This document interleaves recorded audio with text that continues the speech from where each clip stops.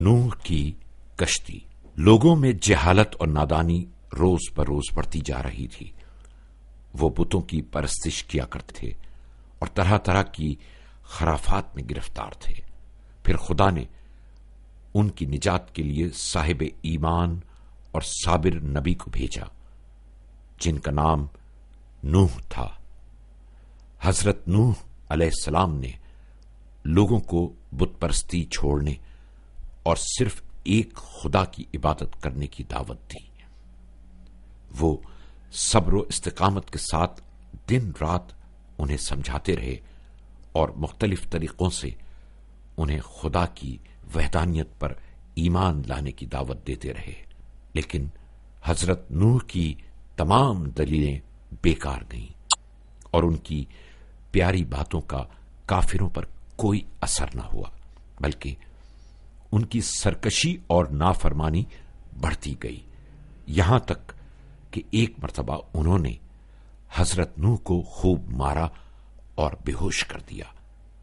جب اللہ کے یہ صابر نبی ہوش میں آئے تو بد دعا کرنے کے بجائے دعا کی، خدایا مجھے اور میری قوم کو بخش دے کیونکہ وہ نادان ہیں۔ اس کے بعد بھی حضرت نوح لوگوں کو جہنم کی آگ سے نجات دلانے کی کوشش کرتے رہے، لیکن چند افراد کے علاوہ کوئی بھی ایمان نہ لایا۔ 950 سال تک تبلیغ کرنے کے بعد جب حضرت نوح علیہ السلام مکمل طور پر لوگوں کی ہدایت سے مایوس ہو گئے تو خدا نے حضرت نوح علیہ السلام پر وحی نازل کی، سوائے ان کے جو ایمان لا چکے ہیں اب تمہاری قوم میں سے کوئی ایمان نہ لائے گا، لہذا تم ان کے افعال سے رنجیدہ نہ ہو۔ اس کے بعد حضرت نوح علیہ السلام نے ان لوگوں پر نفرین کی اور خدا سے دعا کی کہ اس بد کردار قوم کو تباہ برباد کر دے۔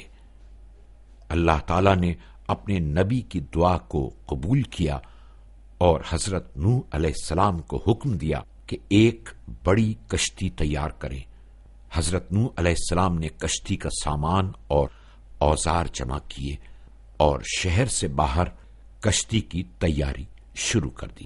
جب مشرکوں نے حضرت نوح علیہ السلام کو خشکی میں کشتی بناتے دیکھا تو ان کے پاس آ کر خوب مذاق اڑایا۔ کوئی کہتا نوح نبی سے بڑھئی کیسے بن گئے، کوئی کہتا یہاں تو سمندر ہے نہ دریا، کیا زمین پر کشتی چلاؤ گے؟ لیکن وہ اس کے باوجود صبر و استقامت کے ساتھ اپنا کام انجام دیتے رہے، یہاں تک کہ ایک بہت بڑی کشتی تیار ہو گئی۔ حضرت نوح علیہ السلام پھر خدا کے حکم کا انتظار کرنے لگے۔ خدا نے فرمان جاری کیا، صاحب ایمان کو کشتی میں سوار کر دو۔ حضرت نوح علیہ السلام نے تمام ایمان لانے والوں کو اور ہر جانور کا ایک ایک جوڑا خدا کے حکم سے کشتی میں سوار کیا اور ساتھ ہی اناج اور سبزی کے بیج وغیرہ بھی کشتی میں رکھ لیے۔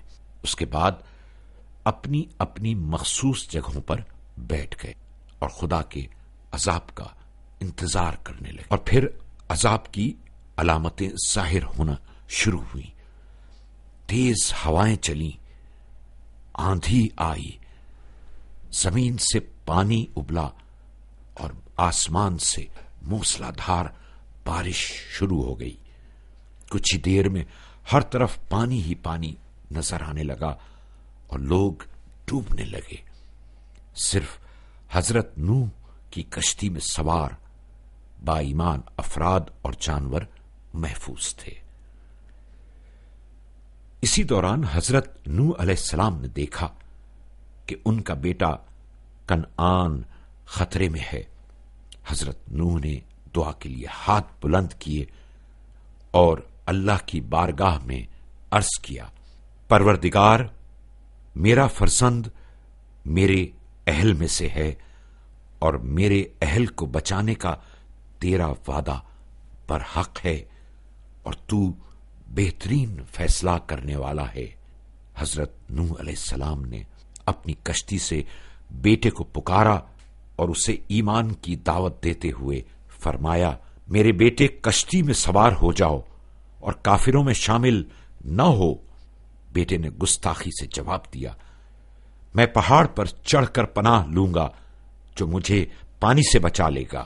حضرت نوح نے فرمایا، بیٹا آج کے دن خدا کے حکم کے مقابلے میں کوئی بچانے والا نہیں ہے سوائے اس کے جس پر خدا رحم کرے۔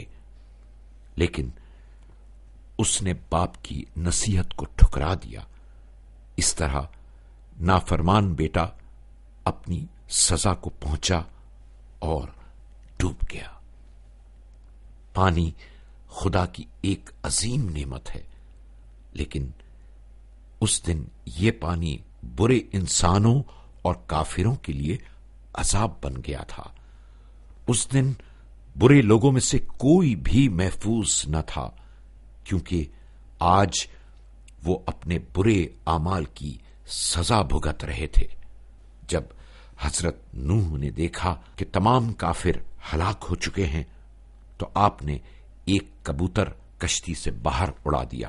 چند روز بعد کبوتر کسی درخت کی ایک شاخ اپنے منہ میں دبائے واپس آیا تو سب سمجھ گئے کہ خشکی نزدیک ہے۔ اس طرح اللہ تعالی نے صاحب ایمان کو نجات دی اور ظالم قوم اپنے انجام کو پہنچی۔ اب خدا کا فرمان جاری ہوا، اے زمین اپنا پانی جذب کر لے، اور اے آسمان برسنے سے رک جا۔ اس فرمان کے جاری ہوتے ہی آسمان سے بارش بند ہو گئی، زمین کا پانی زمین میں جذب ہو گیا اور کشتی جودی نامی پہاڑی کے نزدیک رک گئی۔